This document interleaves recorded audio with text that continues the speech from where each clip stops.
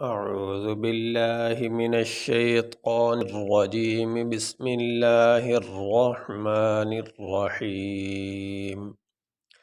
الذين ينقضون عهد الله من بعد ميثاقه حمزہ لام زبر اللام زبر لہ اللہ، یہ پہلے الف ہے اور یہ لام کے اوپر تشدید ہے۔ تشدید والے حرف کو پہلے حرف کے ساتھ ملا کے سختی سے ادا کیا جاتا ہے، تو یہاں لام سے پہلے الف، اس کے اوپر حرکت نہیں تھی، تو یہ تشدید والا حرف بغیر پیچھے سے ملائے پڑھا نہیں جاتا، اس لیے اس الف کے اوپر زبر والی حرکت دی۔ تو جب اس کو زبر دی تو پھر یہ الف نہیں، یہ حمزہ بن گیا۔ جس الف کے اوپر زبر زیر پیش آ جائے تو وہ حمزہ بن جاتا، الف نہیں پڑھا جاتا، اس لیے اس کو ہم حمزہ پڑھیں گے۔ حمزہ لام زبر اللام زبر لا اللہ، زال یا زیر زی الذی، نون زبرنا الذین، یا نون زبر ین، قاف پیش قو ینقو، ضاد واو پیش یو ضاد واو پیش غو ینقضو، نون زبرنا ینقضون، عین ہا زبر عہ، دال لام زبر دل لام کھڑی زبر لا، عہد اللہ، ہا زیر ہی، عہد اللہ، جس لفظ اللہ سے پہلے زبر یا پیش آ جائے اس لفظ اللہ کو موٹا کیا جائے گا،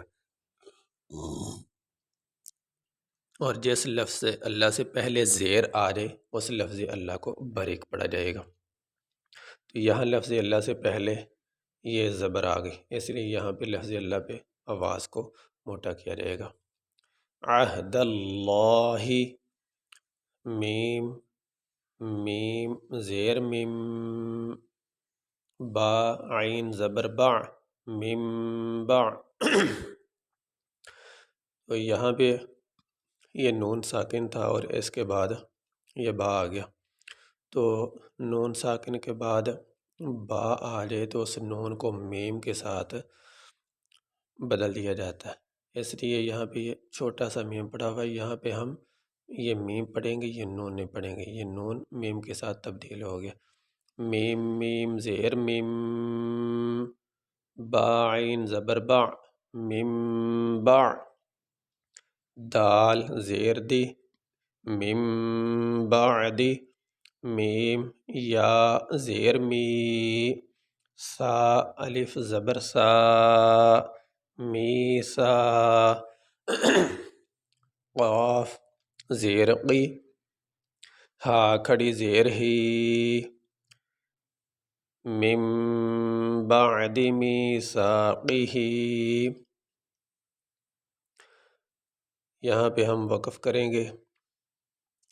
تو وقف کرنے کی صورت میں آخری حرف کو ساکن پڑھیں گے۔ آخری حرف ہے ہا، اس کے نیچے کھڑی زیر، تو وقف کرنے کی صورت میں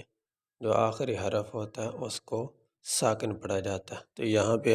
ہا کے نیچے جو کھڑی زیر ہے یہ نہیں پڑھی جائے گی، ہا کو ساکن پڑھیں گے، وقف ہوگا۔